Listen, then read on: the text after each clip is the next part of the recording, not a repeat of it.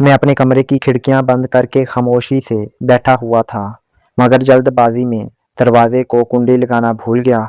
इसी दौरान अचानक मेरी चच्ची कमरे में दाखिल हुई। सामने का मंजर देखकर वो फौरन शर्मा कर पीछे हट गई, लेकिन मैंने अपनी मसरूफियात जारी रखी। कुछ देर बाद जब मैं बाहर आया तो चच्ची ने पूछा, क्यों शानी, अंदर क्या कर रहे थे? मैंने मुस्कुरा कर जवाब दिया, चची आपने खुद ही तो देख लिया है, अब मैं क्या कहूँ। चची बोली, वो तो ठीक है, लेकिन तुम्हें दरवाज़ा तो बंद करना चाहिए था ना।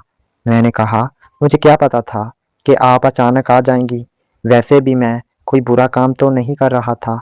चची ने धीमी आवाज़ में कहा, बात ये नहीं है, लेकिन जब कोई किसी को ऐसे कामों में मसरूफ देखता है तो देखने वाले का दिल भी मचलने लगता है। मैंने मौका पाकर शरारत से कहा, तो चची अगर आपका दिल कर रहा है तो आप भी आ जाया करें। चची थोड़ा शर्मा गई और बोली, मेरा दिल तो बहुत है, लेकिन तुम्हें पता है कि तुम्हारे चचा कई दिनों से शहर से बाहर हैं, मैं अकेली क्या करूं। मैंने हिम्मत करके कह दिया, चची अगर आप बुरा ना माने तो मैं आपका साथ दे सकता हूँ, हम मिलकर ये काम कर सकते हैं। चची ने हैरत से मुझे देखा और बोली, पागल हो गए हो क्या? इससे पहले कि वो मजीद कुछ कहती मैं वहां से मुस्कुराता हुआ चला गया। सच तो ये है कि मैं काफ़ी अरसे से इनके साथ वक़्त गुजारना चाहता था, और आज कुदरत ने खुद ही वो रास्ता बना दिया था। कुछ देर बाद जब हालात थोड़े नॉर्मल हुए तो मैंने देखा कि चची किचन में अकेली काम कर रही थी। मैं दबे पाँव इनके पास गया और धीमी आवाज़ में कहा, चची आपने अभी तक बताया नहीं कि आपको मेरी तजवीज़ कैसी लगी। चची ने इधर उधर देखा और फिर नीची नज़रों से बोली, शानी अगर किसी को पता चल गया तो बहुत बदनामी होगी, तुम अभी छोटे हो। मैंने इनका हाथ थाम कर यकीन दिलाया कि चची हमारे दरमियान जो भी होगा वो सिर्फ हमारे तक रहेगा, किसी को कानो कान खबर नहीं होगी। चची कुछ देर खामोश रहीं, इनके चेहरे पर कशमकश थी, मगर फिर उन्होंने मुस्कुराकर मेरी तरफ देखा और कहा, ठीक है, लेकिन वादा करो कि तुम हमेशा मेरा ख्याल रखोगे। मैंने खुशी से इनका वादा लिया और हमने तय किया कि जब भी घर में कोई नहीं होगा हम वो तमाम अधूरे काम मिलकर मुकम्मल करेंगे जिनकी हमें अरसे से तमन्ना थी। इस रात मुझे नींद नहीं आ रही थी। मैं अचानक पानी पीने के लिए कमरे से बाहर निकला तो मुझे कुछ आवाज़ें सुनाई दी। मैंने चचा और चची को इनके कमरे में मसरूफ़ देख लिया।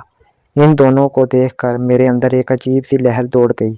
इस वक्त मेरी उम्र 22 साल थी और मेरा अभी निकाह नहीं हुआ था। मेरी चाची बला की खूबसूरत थी और हमारा रिश्ता एक अच्छी दोस्ती जैसा था। मुझे वो वक्त याद है जब चाची नई नई ब्याह कर हमारे घर आई थी। इनकी शख्सियत में एक ख़ास किस्म का रौब और वक़ार था। वो कद आवर थीं, इनके नैन नक्श बहुत तीखे और आंखें बड़ी बड़ी और दिलकश थीं। चचा एक निजी कंपनी में मुलाजमत करते थे जो शहर से काफ़ी दूर वाक़या थी, इसलिए उन्हें घर लौटते हुए अक्सर आधी रात हो जाती और कई बार तो वो काम की ज़्यादती की वजह से वहीं रुक जाते। जब चचा घर पर नहीं होते थे तो चची अपने कमरे में बिल्कुल तन्हा रह जाती।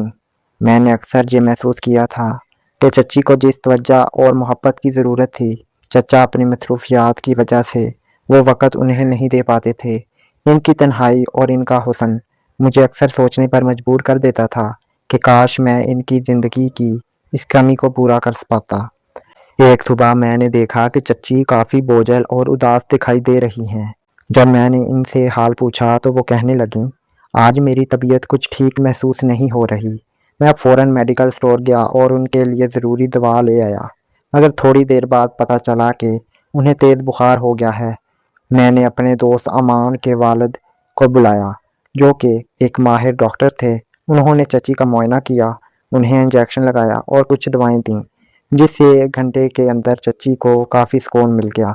अगले दिन सुबह चची ने मुझे अपने पास बुलाया और जज्बाती होकर कहने लगी, शानी मुझे माफ़ कर दो, जब से मैं इस घर में आई हूँ मैंने कभी तुम्हारे साथ ढंग से बात नहीं की, लेकिन तुम मेरा कितना ख्याल रखते हो। मुझे लगा कि शायद यही वक्त है अपने दिल की बात कहने का, मगर फिर मैंने सोचा कि अभी जल्दबाजी करना ठीक नहीं होगा। पहले मुझे इनका मुकम्मल एतमाद और कुर्बत हासिल करनी चाहिए। इस वाक़े के बाद ہمارے درمیان ایک گہری دوستی ہو گئی اور ہم ایک دوسرے کے کافی قریب آ گئے۔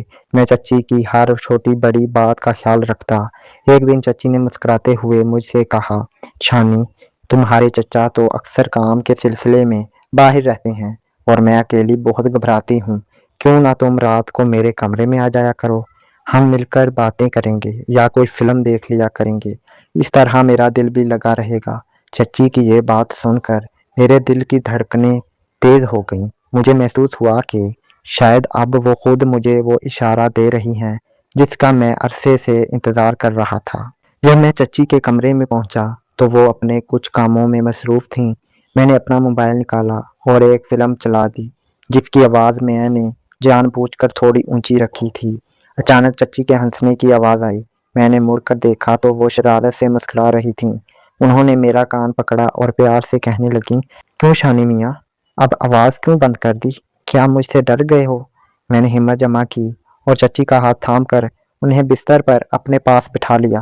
میں نے دھیرے سے کہا، چچی، سچ تو یہ ہے کہ جس دن آپ اس گھر میں بیاہ کر آئی تھیں، آپ اسی دن سے مجھے بہت اچھی لگتی ہیں۔ چچی نے میری آنکھوں میں آنکھیں ڈال کر پوچھا، اچھا جی، تو پھر اب کیا ارادہ ہے؟ میں نے موقع پا کر دل کی بات کہہ دی، چچی، میں چاہتا ہوں کہ ہم ایک بار۔ میری بات ابھی ادھوری تھی کہ وہ گھبرا کر بولی، چھانی، یہ کیسے ممکن ہے؟ اگر تمہارے چچا کو بھنک بھی پڑ گئی تو وہ ہم دونوں کو نہیں چھوڑیں گے۔ میں نے ان کا ہاتھ تھام کر یقین دلایا کہ یہ راز صرف ہم دونوں کے درمیان رہے گا۔ تب چچی نے بوجھل دل کے ساتھ اعتراف کیا کہ وہ چچا کے رویے سے خوش نہیں ہے، کیونکہ وہ سارا دن کام کر کے تھکے ہارے آتے ہیں اور کبھی ان کی جذباتی ضرورتوں کا خیال نہیں رکھتے۔ جب میں نے ان کا ہاتھ دبایا تو مجھے ان کی خاموش تڑپ کا احساس ہوا۔ چچی نے تھوڑا شرماتے ہوئے کہا، اچھا شانی، تم تو بڑے سمجھدار ہو گئے ہو، میں اس بارے میں سوچ کر بتاؤں گی، ابھی تم اپنے کمرے میں جاؤ۔ جس طرح انہوں نے مجھے اس وقت وہاں سے بھیجا، میرا موڈ بالکل خراب ہو گیا، مگر میرے دل میں ایک امید جاگ چکی تھی۔ اگلے دن میں نے اپنی ناراضگی صاف ظاہر کی اور اسی شام چچا بھی گھر آ گئے۔ کھانے کی میز پر چچی بار بار میری طرف دیکھ کر مسکراتی رہیں اور مجھے خاموش رہنے کا اشارہ کرتی رہیں، جیسے وہ مجھے کچھ سمجھانا چاہ رہی ہوں۔ رات کے سناٹے میں جب سب گہری نیند سو گئے تو میں نے جان بوجھ کر اپنے کمرے کا دروازہ تھوڑی آواز کے ساتھ کھولا تاکہ چچی کو خبر ہو جائے کہ میں چھت کی طرف جا رہا ہوں۔ میں چھت پر اکیلا بیٹھا تھا کہ کچھ دیر بعد پیچھے سے آہٹ ہوئی۔ دیکھا تو چچی کھڑی تھیں۔ انہوں نے میرا ہاتھ تھام لیا اور دھیمی آواز میں بولی، چھانی، میرا دل بھی وہی چاہتا ہے جو تم چاہتے ہو، میں تمہارے ساتھ ہوں، پر ابھی ہمیں تھوڑی احتیاط کرنی ہوگی، تھوڑا صبر سے کام لو۔ اگلی صبح چچا نے ایک بڑی خبر سنائی کہ وہ کمپنی کے ایک ضروری پروجیکٹ کے سلسلے میں 6 ماہ کے لیے شہر سے باہر جا رہے ہیں۔ میں نے انہیں اسٹیشن چھوڑا اور جب گھر واپس آیا تو دیکھا کہ چچی کی آنکھوں میں آنسو تھے۔ میں نے قریب جا کر انہیں دلاسا دیا تو انہوں نے جذبات میں آ کر مجھے گلے لگا لیا۔ اس لمحے لفظوں کی ضرورت نہیں رہی تھی اور خاموشی سے اس نئے سفر کی شروعات ہو گئی۔ وہ توجہ اور وقت جس کے لیے چچی برسوں سے ترس رہی تھیں اور جو چچا اپنی مصروفیات کی وجہ سے انہیں نہیں دے پاتے تھے، اب وہ تمام دوریاں ختم ہونے لگی تھیں۔